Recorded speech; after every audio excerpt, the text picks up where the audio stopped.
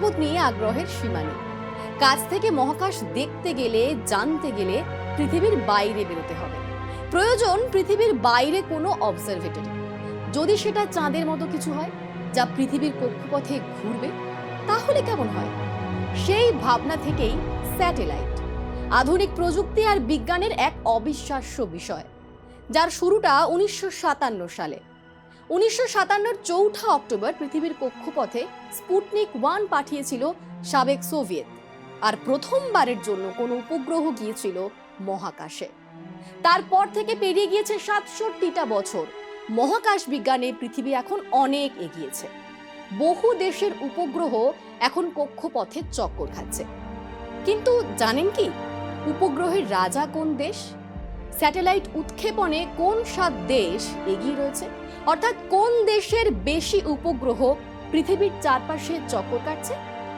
আজকের ভিডিওতে সেসব নিয়ে আলোচনা করব। আপনাদের সঙ্গে রয়েছি আমি অনিন্দিতা। কিন্তু তার আগে স্যাটেলাইটের কাজগুলো একটু বলে দিই আপনাদের। বিভিন্ন উদ্দেশ্যে মহাকাশে বিভিন্ন উপগ্রহ পাঠায় বিশ্বের দেশগুলি। কেউ আবহাওয়ার গতিবিধির বার্তা দেয়, প্রাকৃতিক দুর্যোগ এলে স্যাটেলাইটের মাধ্যমেই তার আগাম বার্তা আমরা পাই। অনেক উপগ্রহ যোগাযোগের ক্ষেত্রে বিশেষ প্রযুক্তি সরবরাহ করে। কোনো উপগ্রহ দূরের ছায়াপথের ছবি তোলে, কেউ স্রেফ নজরদারি করে। এবার আপনাদের জানাই যে কোন কোন দেশ মহাকাশে সবচেয়ে বেশি উপগ্রহ পাঠিয়েছে। তালিকার প্রথমেই রয়েছে আমেরিকার নাম। বর্তমানে মহাকাশে ঘুরে বেড়াচ্ছে আমেরিকার পাঠানো প্রায় 3000 উপগ্রহ। সামরিক, বাণিজ্যিক থেকে শুরু করে বৈজ্ঞানিক, গত কয়েক দশকে বহু কৃত্রিম উপগ্রহ মহাকাশে পাঠিয়েছে নাসা। এছাড়াও স্পেস এক্স, যার নাম আপনারা নিশ্চয়ই শুনেছেন, সেই স্পেস এক্সে বহু উপগ্রহ কিন্তু ইতিমধ্যেই পাঠিয়েছে। আমেরিকার পরে আসে চীনের নাম। এখনো পর্যন্ত মহাকাশে প্রায় 500 কৃত্রিম উপগ্রহ পাঠিয়েছে সেই ড্রাগনের দেশ। আর তালিকায় এর পরেই নাম রয়েছে রাশিয়ার। মহাকাশে রাশিয়ার 169টি উপগ্রহ রয়েছে। আমেরিকার মতোই রাশিয়ারও অনেক উপগ্রহ সামরিক, যোগাযোগ এবং বৈজ্ঞানিক উদ্দেশ্যে মহাকাশে পাঠানো হয়েছে। আর 4th পজিশনে রয়েছে ব্রিটেনের নাম। ব্রিটেনের 135টি উপগ্রহ মহাকাশে ঘুরে বেড়াচ্ছে। টেলিযোগাযোগ, পর্যবেক্ষণ, নেভিগেশনের মতো ক্ষেত্রে বেশ পারদর্শী ব্রিটেনের এই সমস্ত উপগ্রহ। 5ম স্থানে রয়েছে জাপানের নাম। জাপানের পাঠানো 78টি উপগ্রহ মহাকাশে ঘুরে বেড়াচ্ছে। এমনিতেই উন্নত প্রযুক্তির জন্য বিখ্যাত রয়েছে জাপান, তাই তাদের পাঠানো উপগ্রহগুলির প্রযুক্তিও বেশ নজরকাড়া। আর তালিকায় 6ষ্ঠ স্থানে রয়েছে ভারত। ভারতের 66টি উপগ্রহ বর্তমানে মহাকাশে ঘুরে বেড়াচ্ছে। আর এক্ষেত্রে অবশ্যই ইসরোর নাম বলতেই হয়, কারণ তুলনামূলক কম খরচে ভালো উপগ্রহ তৈরিতে বেশ নাম কামিয়েছে ইসরো। 2014 পর থেকে মহাকাশ গবেষণায় অনেকটা এগিয়ে গিয়েছে ভারত। তবে কয়েকটা জিনিস সেখানে উল্লেখ করতে হবে। প্রথমত, 2008-এর মুম্বাই হামলা।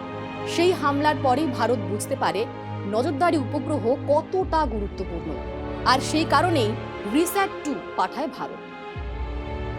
2009-এর 20 এপ্রিল রিস্যাট-2 পাঠানো হয়।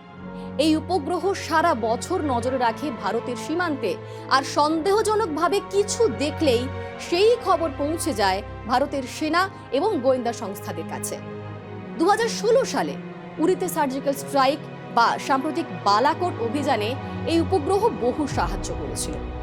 আর এরপর আসি 7ম স্থানের কথা।